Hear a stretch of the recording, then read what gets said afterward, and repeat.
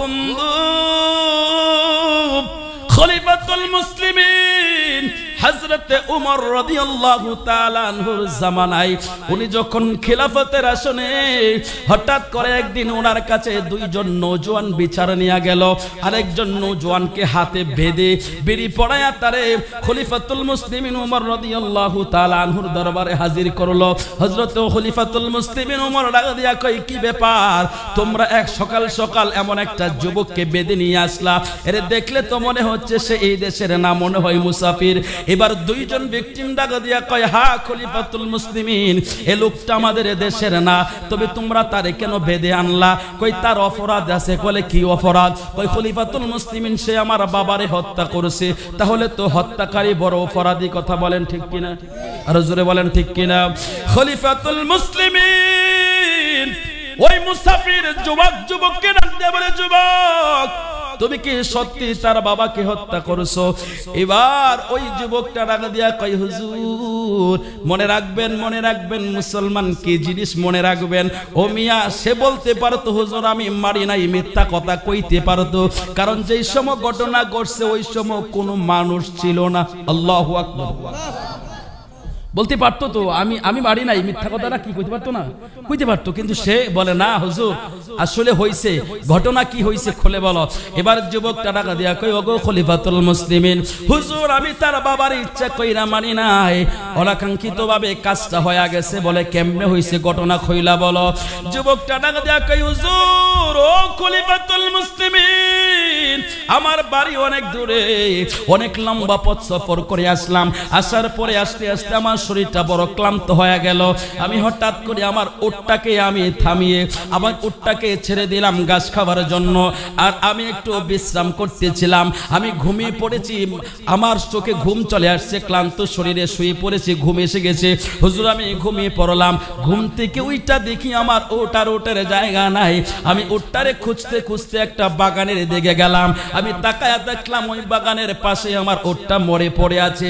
একটা লোক ওই উটের পাশে দাঁড়ানো। আমি জিজ্ঞাসা করলাম আমার উটের কি হইছে?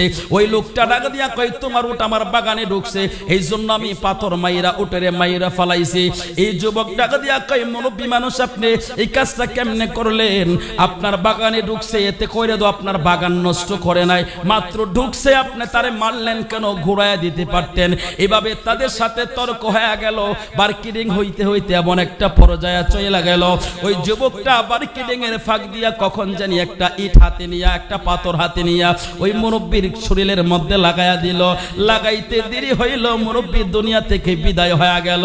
এবার যুবক ডাক দিয়া কই, খলিফাতুল মুসলিমিন, আমার কোনো ইরাদা ছিল না, ইচ্ছা ছিল না তারে মারার জন্য। হুজুর অনাকাঙ্ক্ষিতভাবে কাজটা হয়ে গেল, এখন আমি ক্ষমা প্রার্থী, আমারে ক্ষমা কইরা দেন। এবার খলিফাতুল মুসলিমিন ওই দুই যুবককে ডাক দিয়া কয়, ওই ভিকটিমের দল, তোমরা এবার বলো তোমাদের কাছে সে ক্ষমার প্রার্থী, তোমরা কি ক্ষমা করবানে? ওই লোকেরা ডাক দিয়া কয়, না ক্ষমা করব না, আমাদের বাবার বিচার আমরা চাই, ইসলামের আইনের বিচার আছে। ওয়া কাতাবনা আলাইহা ফিহা আন্নান নাফসা বিন নাফসি ওয়াল আইনা বিল আইনি ওয়াল উযনা বিল উযনি ওয়াস সিন্না বিস সিন্নি ওয়াল জুরুহা কিসাস।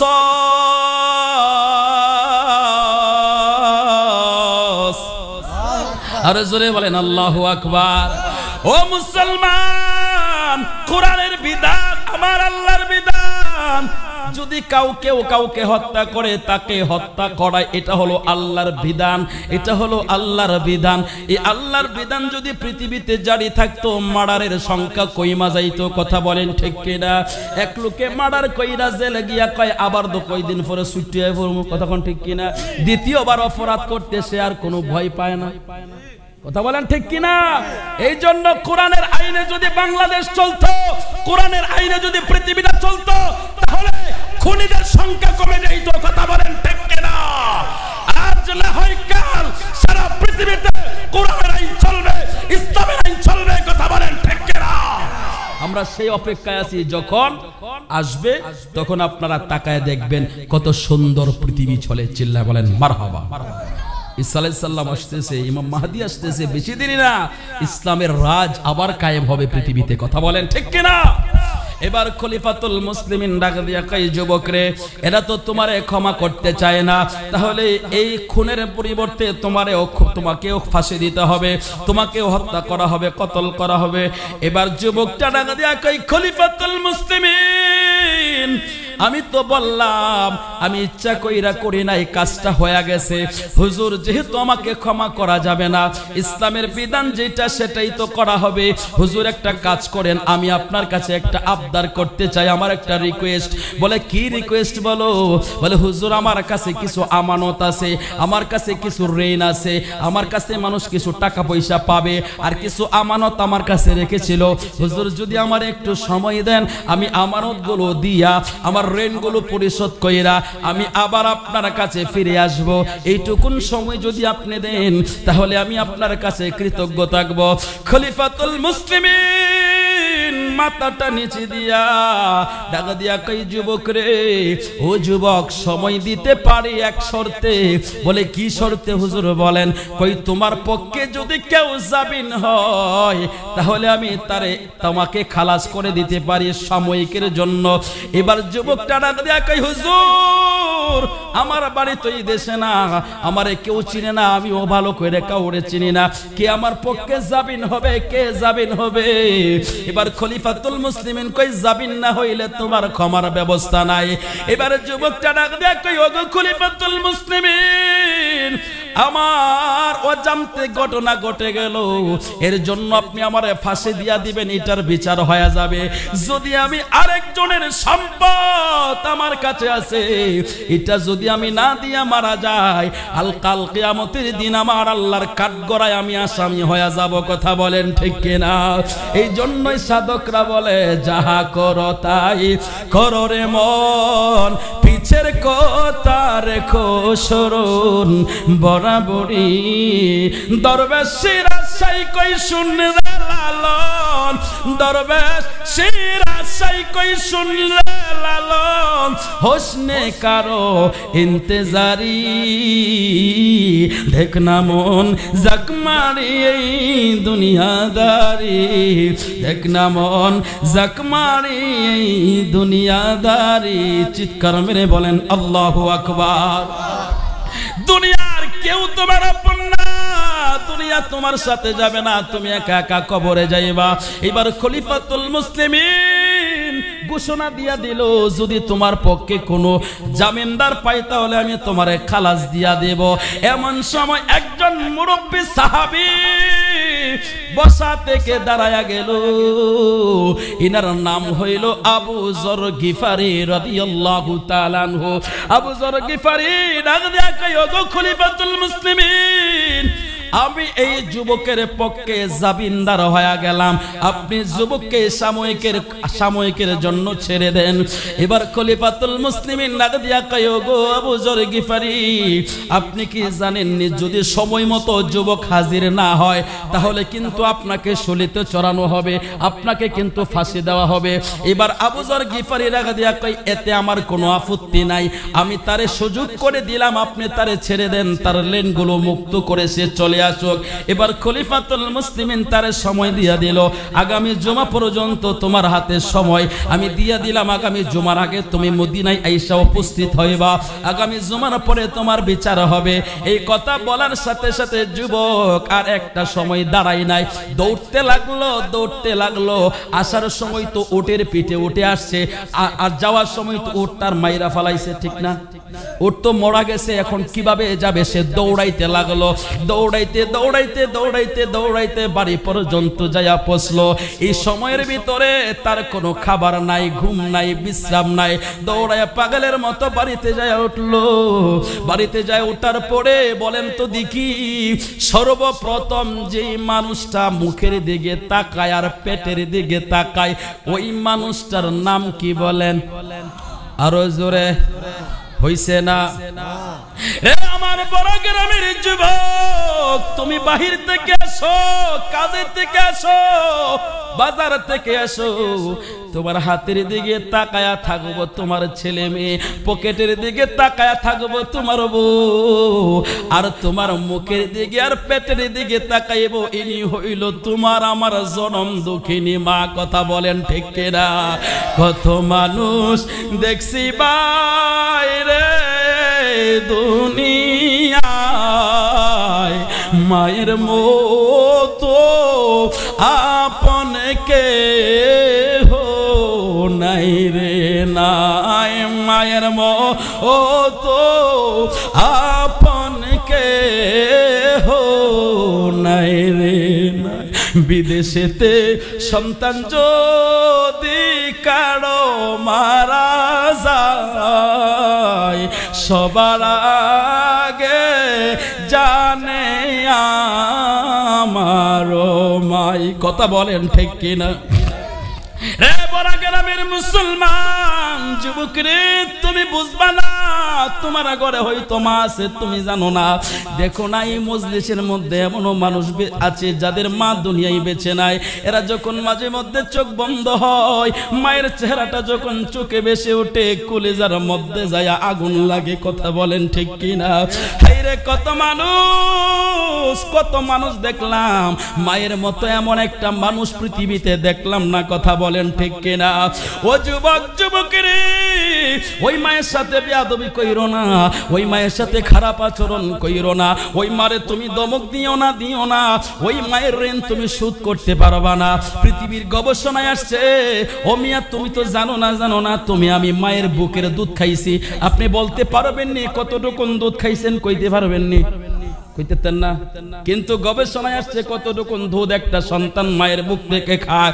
2 থেকে 2.5 বছরের ভিতরে একটা সন্তান মায়ের বুক থেকে 30 থেকে 32 মণ দুধ খায়। একটু জবান খুইলা বলবেননি আল্লাহু আকবার? রে বড়ার মুসলমান রে, 32 মণ দুধ, সেটার মূল্য কত?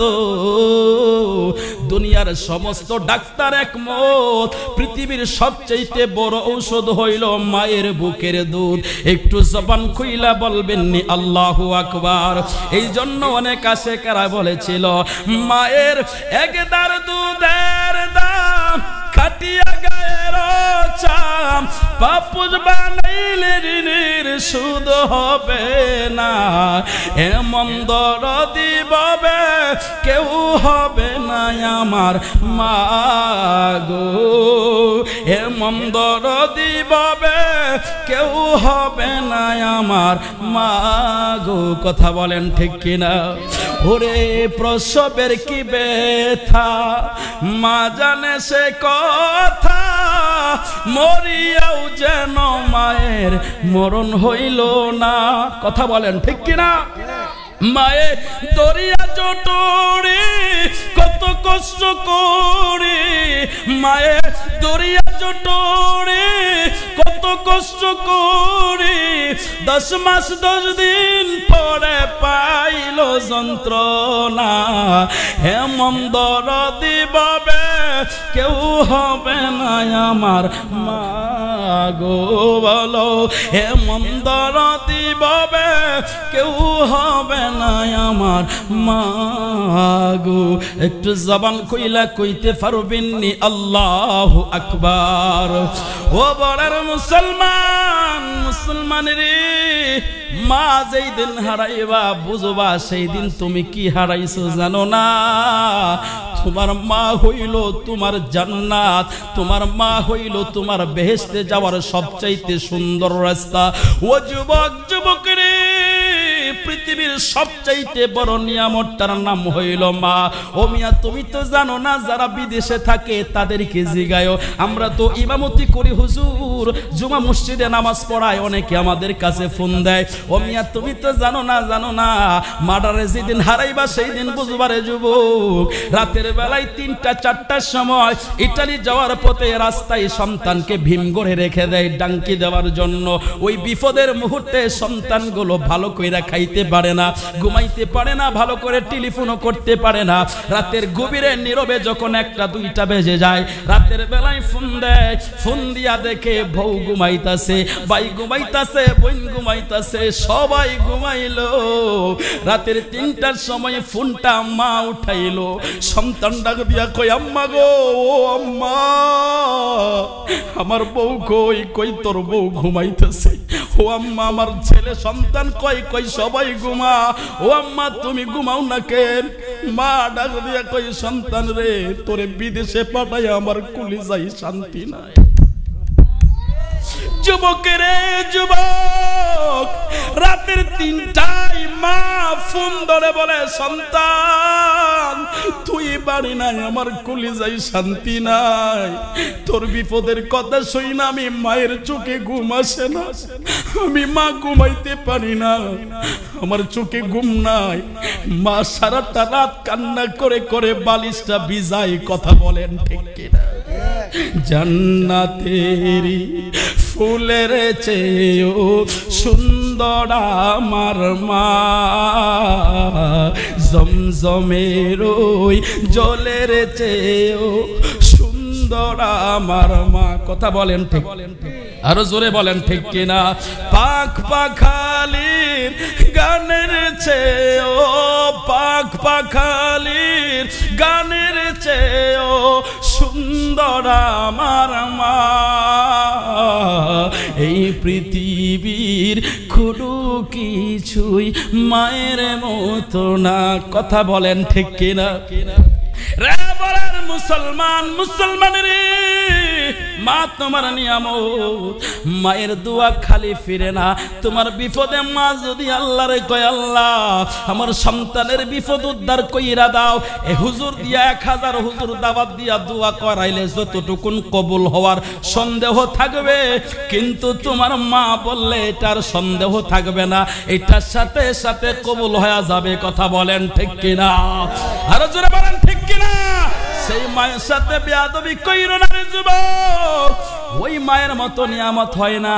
ও মিয়া মাঝে মাঝে যখন বাড়িতে যাই, এখনো আমার মা, আমি দেখলাম একদিন আমার মা এই যে কাপড়ের আঁচল আছে, এই কাপড়ের আঁচলে করে কি জানি বেঁধে আনছে, আমার সামনে আইনা খুললো। আমি কইলাম মা এটার ভিতরে কি কি খুললা?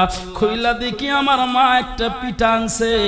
আমি কইলাম মা এটা কই থেকে আনছ? আমার মা কই বোনের বাড়িতে গেছিলাম, দিছিল, খায়া মজা লাগছে, মুখের মধ্যে দিয়া মনে হইছে আমার ছেলে খাইলে বড় মজা পাইব।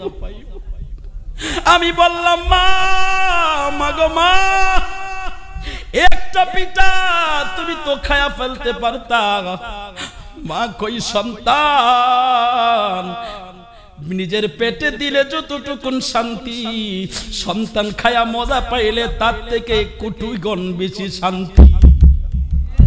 আমার আদরিনী মা, আমার সোহাগিনী মা, এই পৃথিবী মায়ের মতো হয় না তুলনা। আমার আদরিনী মা, আমার সোহাগিনী মা, এই পৃথিবী মায়ের সাথে হয় না তুলনা। কথা বলেন ঠিক কিনা? আমি কইলাম মা, মাগো মা আমি কি এখনো ছোট আছি নাকি? তুমি দেখো না ফেসবুকের মধ্যে হাজার হাজার মানুষ আমার কথা শুনে, আমি না এত বড় হুজুর। মা কয় তুমি মানুষের কাছে হুজুর, কিন্তু তুমি এখনো আমার কাছে আমার সেই কোলের সন্তান। হাইরে যুবক, তোর ঘরে মা আছে তুই বুঝলি না, যার মা নাই তারে জিগাও। এই মায়ের শানটা শোনার পরে চেহারাটা চোখে ভেসে উঠেছে, কলিজার মধ্যে আগুন লাইগা গেছে। আমার দুনিয়ায় মা থাকতো, মারে আম্মা কইয়া ডাক দিলে কলিজা ঠান্ডা হইতো। কথা বলেন ঠিক কিনা? খলিফাতুল মুসলিমিন যে যুবককে পাঠাইলো, যুবকের মা চেহারার দিকে তাকায়া ডাক দেয়া কয় বাবা তোমার বুঝি প্রচন্ড ক্ষুধা পেয়েছে? বৌমা সবাই তো আছে, কিন্তু মা সর্বপ্রথম জিগাইলো বাবা তোমার ক্ষুধা আছে? মনে আছে নি কথাটা? যুবকটা ডাক দেয়া কয় মা ক্ষুধার চিন্তা করলে চলবে না, এখনের খিদাটা তো সহ্য করতে পারতেছি গো মা, যদি আল্লাহর আদালতে ধরা পইরা যাই গো মা, ওই খিদার যন্ত্রণা সহ্য করতে পারবো না। মা ডাক দিয়া কই, সন্তান কি হইছে বাবা? তোর চেহারায় তো বড় টেনশন মনে হচ্ছে, বড় চিন্তায় আছস তুই। ছেলেটা ডাক দিয়া কই, মা গো মা, একটা অনাকাঙ্ক্ষিত ঘটনা ঘইটা গেছে মা। আমি ফাইসা গেছি, আমার এখন শাস্তির রায় হয়ে গেছে মৃত্যুদণ্ড। মা গো, আমি কিছু আমানত ছিল, ঋণ ছিল, এগুলো পরিশোধ করে আমি তোমাদের কাছ থেকে বিদায় নিতে আসছি। ও যুবক, বলো না এই বিদায়টা কি কোনো মায়ের পক্ষে দেওয়া সম্ভব নাকি? হায়রে, পৃথিবীর কোন মা পারবে না, কোন মা পারবে না। সন্তানকে মৃত্যুর রাস্তায় ঠেলে দিতে কোনো মা পারবে না। ও যুবক রে, একটা সন্তান যদি মারা যায়, যদি বাবার আগে ছেলে মারা যায়, বাবা লাশটারে নিয়ে কবরে যায়, কথা কোন ঠিক কিনা? ওই বাবার জিগায় সন্তানের লাশ একটা বাবার কাছে কতটা ওজন। ও মিয়া, আপন ভাইরে জিগায়, যদিও দুশ্মনী থাকে, ভাইয়ের মধ্যে মিল নাই, কিন্তু যেই দিন ভাইটা মারা যায়, ওই ভাই সেই দিন ভিতরটা কেমন যে ফানা হয়ে যায়। ওই ভাই জানে ভাইয়ের লাশটাও কত বড় ওজন, ভাইয়ের কবরে মাটি দিতে কত কষ্টের, কথা বলেন ঠিক কিনা? ভাই দুশ্মনী হয় না, নারীর কারণে ঝামেলা লাগে, কথা কোন ঠিক কিনা? বাইরে অনুরোধ করে বলি, তোমার বউরে যদি তুমি না বুঝাইতে পারো, কে বুঝাইব? বুঝাও বউরে বুঝাও। ভাই হইল তোমার আপন রক্তের। ও মিয়া, তুমি জানো না তুমি মা যদি বিপদে পড়ে যাও, তোমার বউয়ের আগে কিন্তু দূর দিব তোমার ভাই। কথা কন না ঠিক নেই? তাহলে ভাইয়ের মধ্যে মিল মহব্বত থাকার দরকার আছে নাই? আমার নবী বাবারে অনুমতি দিল কবরে যায়ও, ভাইয়েরে অনুমতি দিল কবরে যায়ও, বন্ধুরে অনুমতি দিল কবরে যায়ও। ও মিয়া, দেখছেন নি কবরস্থানে কোনো মহিলা মানুষ যাইতে কোনোদিন কোনো মারে দেখছেন নি যাইতে? যায় না। গবেষণা করে দেখলাম, বড় চিন্তায় পড়ে গেলাম। তখন জবাব আসলো হাসান বিল্লাহ, বুঝো না। হাইরে, একটা সন্তানের লাশ বাবা কবরে রাইখা বাবা কবর থেকে উঠতে পারবে, একটা সন্তানের লাশ ভাই কবরে রাইখা কবর থেকে উঠতে পারবে, কিন্তু জনম দুঃখিনী মারে যদি কবরে নিয়ে যা, ওই মা সন্তানের লাশ কবরে রাইখা উঠতে পারবে না। মা সেই দিন বলবে, আমারে ও আমার সন্তানের লগে দাফন কইরা দাও। চিৎকার মেরে বলেন না আল্লাহু আকবার। হায়রে, মা সন্তান কবরে দিয়ে আসতে পারবে না, ওই মায়ের মতো আপন পৃথিবীতে কেউ হতে পারে না। তোমার সুখের যন্ত্রণা তোমার বউ বুইলা যাইবে 2-3 দিনের মধ্যে, 3 মাসের মধ্যে, কিন্তু তোমার মায়ের কলিজার মধ্যে এমন একটা দাগ লাগবে, তোমার মা কোনোদিন তোমারে ভুলবে না। কথা বলেন ঠিক কিনা? আর জবান খুলে বলেন ঠিক কিনা? কারণ হইল মা কবরে রাইখা সন্তান উঠতে পারবে না, এই জন্য তুমি আমি কিন্তু মায়ের কলিজা ছিঁড়া দন। চিৎকার মেরে বলেন আল্লাহু আকবার। যেমন গায়ক বলেছিল, 10 মাস ও 10 দিন মায়ের গর্ভে দিল ঠাই, রক্ত মাংস খায়া মায়ের ববে আইলাম ভাই, বমিষ্ঠ হইয়া আমি উঠিলাম কান্দিয়া, শান্ত করিল মায়ে বুকের দুধ দিয়া। ওরে মায়ের প্রসবের কালে বাইসা যাই নয়ন জলে রে, আমার সন্তানের লয়া কুলে বুলে প্রসব যন্ত্রণা, দুঃখের দরদি আমার জনম দুঃখী মা, গর্ভধারণী মা, জনম দুঃখিনী মা, দুঃখের দরদি আমার জনম দুঃখী মা। কথা বলেন ঠিক কিনা? ওরে হাতে পায়ে তেল মাইখা মাই দিল শক্ত করে, প্রসাব পায়খানায় আমি মায়ের খুলে খড়ি, তবু না আমার রাগ হইল বিজল গুয়ে মুথে, আমারে সুখ নাই রাখিয়া মাই থাকে বিজাতি। হায়রে অসুখ হলে দেখি চায়া আমার মাই রইছে বিছানাই পইরা রে। ওগো আল্লাহ তুমি আমায় লইয়া যাও গো, সন্তানের নিও না। দুঃখের দরদি আমার জনম দুঃখী মা, গর্ভধারণী মা, দুঃখের দরদি আমার জনম দুঃখী মা। চিৎকার মেরে বলেন না আল্লাহু আকবার। রে বড়ার মুসলমান, মায়ের মতো আপন পৃথিবীতে নাই নাই নাই নাই। তোমার প্রস্রাব পায়খানা গুলো মা নিজের হাতে পরিষ্কার করেছিল। মা কোনোদিন ঘৃণা করে নাই, ঘৃণা করে নাই। ওই মারে তুমি কষ্ট দিয়া কথা বলবা, তোমার ইবাদত বন্দেগী কোনো কিছু কাজে আসবে না। ওই মায়ের সাথে যদি বিয়াদবি করো, তুমি নামাজ পড়তে পড়তে কপালে দাগ পালাইতে পারবা, পীরের বাড়ি গুরু লইয়া যাইতে পারবা, খাসি লইয়া যাইতে পারবা, কিন্তু তুমি আল্লাহর জান্নাতে যাইতে পারবা না। কথা বলেন ঠিক কিনা?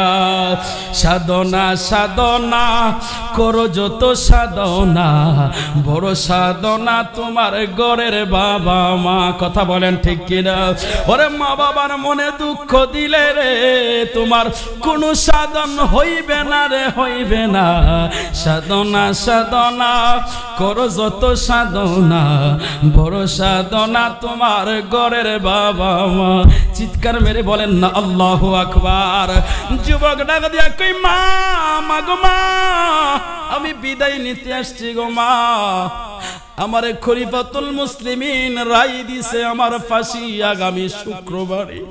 ও মা, আমার মৃত্যুদণ্ড। মা গো, আমি তোমার কাছে বিদায় নিতে আইছি। ও মা, তুমি আমারে বিদায় দাও। বলেন তো দেখি, মায়ের কাছে যন্ত্রণা বাড়লো না কমলো? হাইরে, মনে হইল যেন আসমানটা মাথায় ভাঙ্গা পইরা গেল। মা ডাক দিয়া কই সন্তান, ও সন্তান, সন্তান রে, ও সন্তান, তুই আমারে লইয়া যা খলিফাতুল মুসলিমিনের দরবারে। আমারে কই শলীল দিয়া দিতে আর তরে মুক্ত কইরা দিতে। আমি মা তরে বিদায় দিতে পারবো না। সন্তান ডাক দিয়া কই মা, রাই হইছে আমার জন্য, তোমারে তো শলীল চড়াইবেন। মা ডাক দিয়া কই সন্তান, তুমি যদি না থাকো, আমি মা দুনিয়ায় থাকার কোনো দাম নাই। আমি তো তোরে সাইরা থাকতে পারবো না। তোরে যদি ফাঁসি দিয়া দেয়, তোরে যদি শলীতে চড়াইয়া দেয়, আমি মা সহ্য করতে পারবো না। তোর ফাঁসির সংবাদ আমার কানে আসার আগে আমি মাও তোর সাথে কবরে চইলা যাব। আর জোরে বলেন আল্লাহু আকবার। এই জন্যই তো গায়ক বলেছিল, মাকে রেখে খুদা ভক্তি করতে তোমায় কে বলেছে। ওরে মাকে রেখে পীরের ভক্তি করতে তোমায় কে বলেছে। আরে কোন বিধানে লেখা আছে, কোন বিধানে লেখা আছে, জানতে বড় সাজে গেছে। মাকে রেখে খুদা ভক্তি করতে তোমায় কে বলেছে। ওরে মাকে রেখে পীরের ভক্তি করতে তোমায় কে বলেছে। কথা বলেন ঠিক কিনা? আরে যে করেছে মায়ের ভক্তি মিলেছে তার মহামুক্তি। যে করেছে মায়ের ভক্তি মিলেছে তার মহামুক্তি। আরে মা হলো বেহেশতের চাবি। আল্লাহু আকবার। মা হলো বেহেশতের চাবি, সর্বশাস্ত্রে লেখা আছে। মাকে রেখে খুদা ভক্তি করতে তোমায় কে বলেছে? বলো, মাকে রেখে পীরের ভক্তি করতে তোমায় কে বলেছে? তাহলে আজকের পর থেকে আমরা ওয়াদাবদ্ধ হয়ে যাব, আগে মার সেবা করব, তারপরে পীরের সেবা করব। আগে মার সেবা করব, তারপরে ইবাদত করব। কথা বলেন ঠিক কিনা? ও যুবক, হাত তুইলা ওয়াদা দিতে পারবানি মায়ের সাথে কোনোদিন বিয়াদবি করব না। হাতটা উঁচু করে, এক হাত উঁচু করলে হবে না, দুই হাত উঁচু করে আমার আল্লাহরে দেখান। নারে তাকবীর, নারে রিসালাত, আহলে সুন্নাত ওয়াল জামাত, সিরাজনগর দরবার শরীফ চিল্লা এখন মারহাবা। এই আমলটা করতে পারলে আজকের মাহফিল সার্থক। কথা বলেন ঠিক কিনা? আলোচনাটা কি শেষ করব নাকি সময় শেষ? শুনবেন? আপনাদের খারাপ লাগতেছে না? রাত্র তো 12টার উপরে বাজে, এরপরও কোন চলবে? শেষ করে দেই? হ্যাঁ চলবে সারা রাত? সুবহানাল্লাহ, কাম হইছে। সারা রাত বাড়ি থেকে নৌকা ছাড়ছে, বুঝছেন? এটা বাটি এলাকার কথা আর কি। আমার বাড়িও কিন্তু বাটি এলাকা, এই জন্য কথাটা কইতেছে। কোন জায়গায় এখন কইতাম না, ঘটনাটা কইল তারপরে কোন মানে গ্রাম থেকে, গ্রামের মানুষ তো রাতের বেলায় নৌকা ছাড়ছে। তো রাত্রটা ছিল কুয়াশার রাত, গুড্ডু গুড্ডু অন্ধকার। তো নৌকার মধ্যে পিছনে একটা থাকে যে চার ইয়াওলা, ওই যে হ্যাঁ গেরাফি, কি থাকে? গেরাফি থাকে। বেচারা নৌকা স্টার্ট দিছে, আমার গেরাফি তুলছে না। স্টার্ট তো দিছে, গেরাফি তুলছে না। নৌকা সারা রাত চলছে।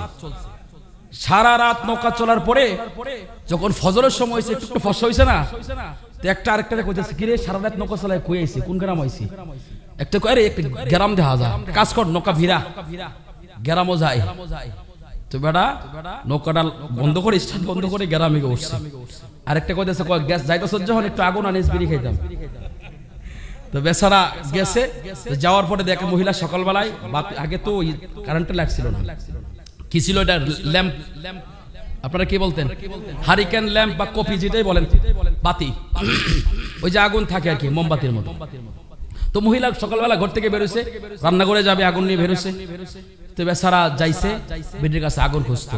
তো গেছে, তো গেছে নিজের বাড়িতে গেছে, যাইয়া বিড়িরে কইতেছে, মাগো আমার কুদ্দুর আগুন দিবা, আমার বন্ধু বিড়ি খাইব।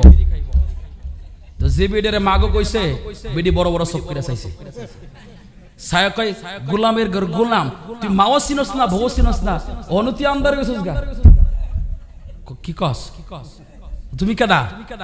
বেটা আমি তোর বউ। তুই আমার বউ এলে তো তুই এনো কেন? আমি এনো কেন মানে আমি সারা রাত দূরে এনো। তুই সারা রাত দূরে যদি তুই এনোস, তাহলে আমি সারা রাত নৌকা চালাই গেলাম কই?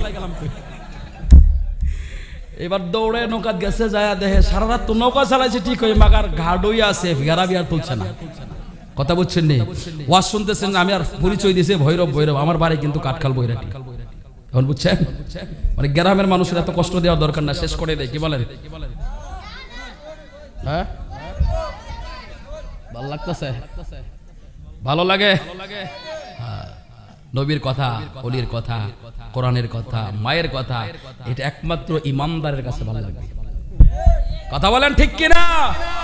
আসুন আসুন আমার ভাইরা বন্ধুরা, এবার যুবকটা ডাকা দেয়া কই, মা ও মা, মাগো আমার ফাঁসির রায় হয়ে গেছে গো মা, আমারে তুমি যতই আটকানোর চেষ্টা করো, আমার ভিতরে যেহেতু পড়েছে লা ইলাহা ইল্লাল্লাহু মুহাম্মাদুর রাসূলুল্লাহ সাল্লাল্লাহু আলাইহি ওয়াসাল্লাম, ও মা কালিমা পড়েছি, মুসলমান হইছি, ইমানদার হইছি, দুনিয়া একমাত্র আল্লাহকে ছাড়া তার আর কাউকে ভয় করে না। লা আখাফু ফিল্লাহি লাউমাতা লাইম, একমাত্র মুসলমান মুমিন আল্লাহ ছাড়া কাউরে ভয় করে না, এমন কি ফাঁসির রশিকেও না। কথা বলেন ঠিক কিনা? এবারে যুবক নিজের সমস্ত ঋণের টাকা পরিশোধ করলো, সবার কাছ থেকে ক্ষমা নিল, সবার কাছ থেকে ক্ষমা চায়া এবার যুবকটা নিজের মরণের জন্য প্রস্তুতি নিয়ে রওনা দিল। ও মিয়া, কেউ পৃথিবীর মুসলমান ছিল, মুসলমান কি জিনিস বুঝো? এই যে মুসলমানের সমালোচনা করার আগে একবার চিন্তা করো, মুসলমান জবানের জন্য, মুসলমান দ্বীনের জন্য, মুসলমান আল্লাহর জন্য, মুসলমান নবীর জন্য হাসতে হাসতে জীবন দিতে যায়। কথা বলেন ঠিক কিনা? এবার যুবক রওনা হয়ে গেল, কিন্তু ওই সময় কোন লঞ্চের ব্যবস্থা ছিল না, স্টিমারের ব্যবস্থা ছিল না, গাড়ির ব্যবস্থা ছিল না, প্লেনের ব্যবস্থা ছিল না। হয় হেঁটে যাও, না হয় ঘোড়ায় চড়ো, না হয় উঠে চড়ো। ইনি হেঁটে হেঁটে যাচ্ছিলেন, যাইতে যাইতে সময় হয়ে গেল লম্বা লম্বা সময়। ওনার কিন্তু সময় জুমাবাদ ফাঁসি, জুমাবাদ তার ফাঁসি হবে। ইনি রওনা হয়ে গেলেন, রাস্তার মধ্যে এক সেকেন্ডের জন্য বসে নাই, দৌড়াচ্ছে দৌড়াচ্ছে, কারণ সময় মতো যাইয়া ফাঁসির অর্ডার হওয়ার আগে সময় মতো যাইয়া উপস্থিত হইতে হবে। ও বন্ধু, বন্ধুরে দৌড়াইতে লাগলো, কিন্তু দৌড়ায় আসে রাস্তা কুলাইতে পারলো না। ওই দিক দিয়ে জুমার নামাজের সময় হয়ে গেল, জুমার নামাজ আদায় হয়ে গেল। খলিফাতুল মুসলিমিনের কথা অনুযায়ী আসন তৈরি হয়ে গেল, বিচার কার্য শুরু হয়ে গেল। খলিফাতুল মুসলিমিন ডাক দিয়া কয়, আবু যর কই তুমি? আবু যর গিফারি রাদিয়াল্লাহু তাআলা আনহু দাঁড়ায়া গেল। খলিফাতুল মুসলিমিন ডাক দিয়া কয়, ও আবু যর, আপনার সাথে কি কথা হয়েছিল? যদি ওই আসামি ফিরে না আসে তাহলে কিন্তু আপনাকে ফাঁসি দেওয়া হবে। আসামি তো এখনো ফিরে আসলো না, এখন কিন্তু আপনাকে ফাঁসি দিব। মদিনার সাহাবী থরথর থরথর করে কাঁপতেছিল, কারণ রায়টা দিছে খলিফাতুল মুসলিমিন ওমর। ওমরের রায় পরিবর্তন করার মতো ক্ষমতা মদিনাতে কারো নাই। চিৎকার মেরে বলেন আল্লাহু আকবার। সমস্ত সাহাবী টনটনে উত্তেজিতের ভিতরে, আর হৃদয় ফেটে যাচ্ছে কান্নায়। হাইরে একজন নবীর সাহাবী, নির্দোষ একজন সাহাবী এখন একজনকে কথা দেওয়ার কারণে ফাঁসির কাছে যাচ্ছে। সমস্ত সাহাবীদের চোখে পানি, এমনকি খলিফাতুল মুসলিমিন বিচারপতি তার চোখেও পানি।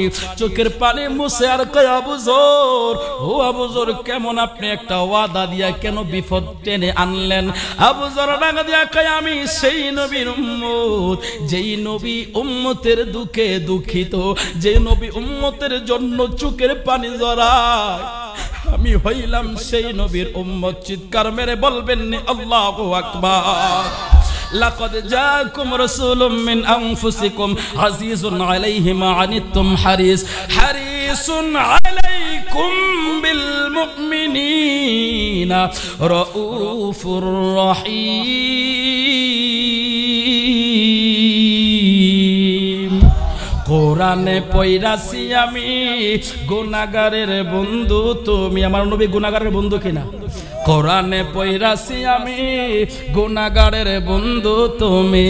তুমি আমার জগৎ স্বামী, ও তুমি আমার জগৎ স্বামী। মুর্শিদ বাবা মৌলানা আমারে বানাও রে দয়াল, তোমার নামের দেওয়ানা। আমারে বানাও রে মুর্শিদ, তোমার নামের দেওয়ানা। ও মুসলমান, দুইটা হাত তুইলা শেষবার আমার নবীরে দেখায়া বলেন না ইয়া রাসূলুল্লাহ। আরো জোরে আওয়াজে জোরে বলেন, জোরে আরো জোরে তাকবীর, আল্লাহু আকবার, নারে সালাত ইয়া রাসূলুল্লাহ, নারে গাউসিয়া, সিয়াজনগর দরবার শরীফ। আমি আসিয়াছি বাবা তোমার দরবারে, দয়া করে চরণ তলে রাইখো আমারে। আমি আসিয়াছি বাবা তোমার দরবারে, দয়া করে চরণ তলে রাইখো আমারে। আমি হইতাম যদি গাউসে পাকের হুজুর পানি, তাহাজ্জুদ পড়িত মুর্শিদ আমাকে মাকি। হাই হাই আখি জলে বাসতাম আমি দিদারে, বলো আখি জলে বাসতাম আমি দিদারে।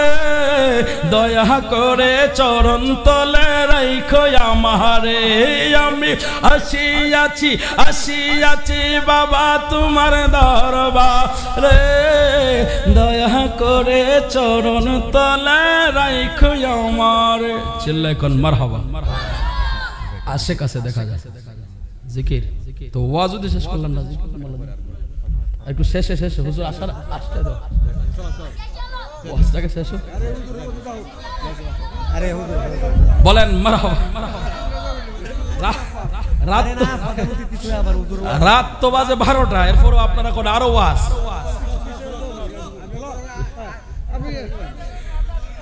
সর্বনাশ, আপনাদের তো মারাত্মক ক্ষুধা দেখা যায়।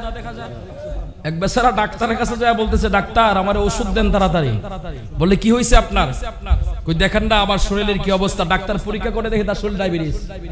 পরীক্ষা করে কি হইছে ডায়াবেটিস তো ডায়াবেটিস হলে ডাক্তার কি দেখে ডায়েট করতে হবে তো ডায়েট করলে কি সকালে 2টা রুটি দুপুরে 2টা রুটি রাতে না খায়া থাকবি লেখা দিয়ে দিয়েছে প্রেসক্রিপশনে তা প্রেসক্রিপশন লয়ে আমার কাছে ফার্মেসি গিয়ে কয় আমার ওষুধ দেন ফার্মেসি ওলা দেখে রুটির কথা লেখা রুটি কি ফার্মেসিতে থাকে কই থাকে হোটেলে থাকে ফার্মেসি ওলা কো হোটেলে যান চাচা এখানে ওষুধ পাবেন না কয় বেড়া কি কস 500 টাকা ভিজিট দিয়া ডাক্তার দেয়া আইছি আমি হোটেলতে ওষুধ আনতাম বুঝি কই চাচা সেটা লেখা আছে এখানে কইতাম বড় দৌড় দিছে ডাক্তার কাছে ডাক্তার কই ডাক্তার আপনি কি লিখছেন কোন ওষুধ ফার্মেসিতে পাই না খালি যে বাড়ার দ্বারা যায় এবারে খালি হোটেলে যাইতাম কয় হঠি দেখো এই ওষুধ তো হোটেলে ছাড়া পাইতেন না ওষুধ কি লিখছেন আপনি কই রুটি লিখছি তো রুটি দুপুরে 2টা রাতে দুপুরে 2টা সকালে 2টা রাতে না খায়া তো বেচারা জিজ্ঞাসা ডাক্তার সাহেব তো ঠিক আছে আপনার কথাই তো মানতে হবে ডাক্তার যেহেতু আপনি তো রুটি যে খামো এটা কি ভাত খাওয়ার আগে খামো না পরে খামো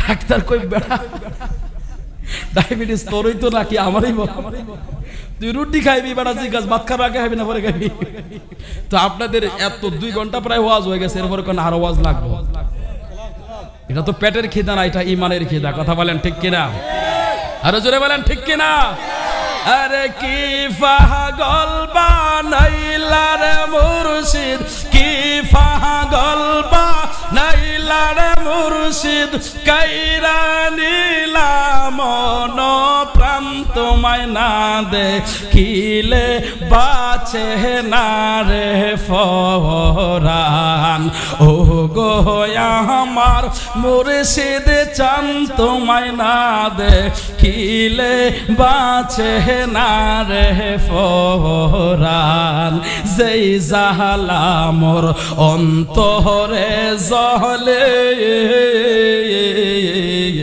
সেই জাহালা কি ঠান্ডা হইব জলে ডুব দিলে বাজান তোমার চরণ ধুলি পেলে তোমার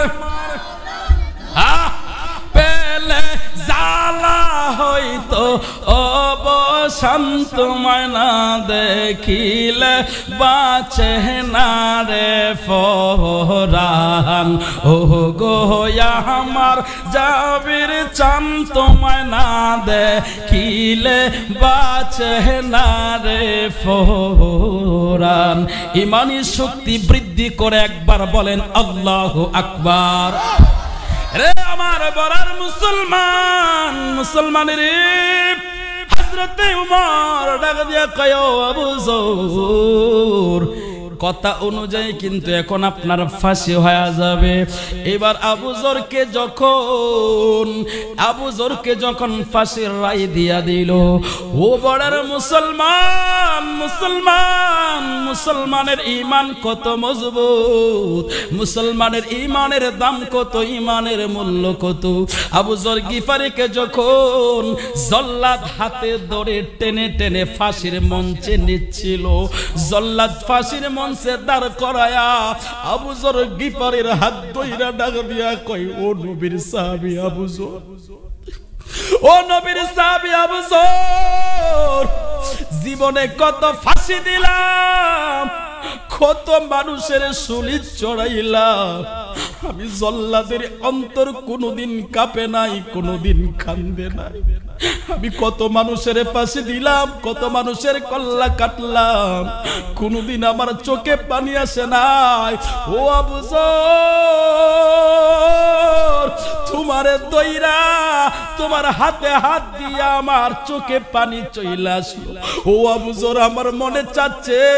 আমি যেন খলিফাতুল মুসলিমিনের বলি তোমার ফাঁসিটা বাদ দিয়া যেন তোমার বদলে আমারে ফাঁসি দিয়া দে আর জোরে বলেন না আল্লাহু আকবার তুমি বাসাইলে ডুবাইতে পারো ডুবাইলে কিনার দাও কারো রাখো মারো তুমি সবই তাই তো তোমায় ডাকি আমি এলাহি আল্লাহ মিন গো আল্লাহ বাদশাহ আলম ফানা তুমি এলাহি আল্লাহ মিন গো আল্লাহ বাদশাহ আলম ফানা তুমি চিৎকার মেরে বলেন আল্লাহু আকবার হযরত উমর বকর মাথাটা নিচু করে দিল। হাইরে আবু যর নবীর সাহাবী ফাঁসি হইয়া যাইব, আবু যরের ফাঁসি হইয়া যাইব বিনা দোষে বিনা কারণে। আবু বকর এর কথা আমি আপনাদেরকে শুনাইতে চাইলাম। ওমর মাথাটা নিচে দিয়া চিন্তায় পইরা গেল, আল্লাহ আমি আমার নবীর দরবারে যদি আসামের কাঠগড়াই পইরা যাই। এই চিন্তা করতে করতে দেখে হঠাৎ করে বালি উঠতেছে, একটা যুবক দৌড়াচ্ছে পাগলের মতো। সবাই ফিরে তাকাইলো, আরেকটা লোক আরেকজন সাহাবী ডাকা দিয়া কই, খলিফাতুল মুসলিমিন কে জানি আসতেছে, দেখেন আবু যর গেফারের ফাঁসির রাইটা একটু লেট করে দেন। এবার যখন তাকায়া দেখলো পাগলের মতো ছুটে ওই পাগলের মতো সাহাবীটা আসলো, ধুলাবালি মাখা, চুলে ধুলাবালি, মাথায় ধুলাবালি, এই অবস্থায় এসে হাজির হইল। এবার হাজির হইয়া ডাক দিয়া কই, খলিফাতুল মুসলিমিন আপনি আপনার নবীর সাহাবীরে মুক্তি করে দেন।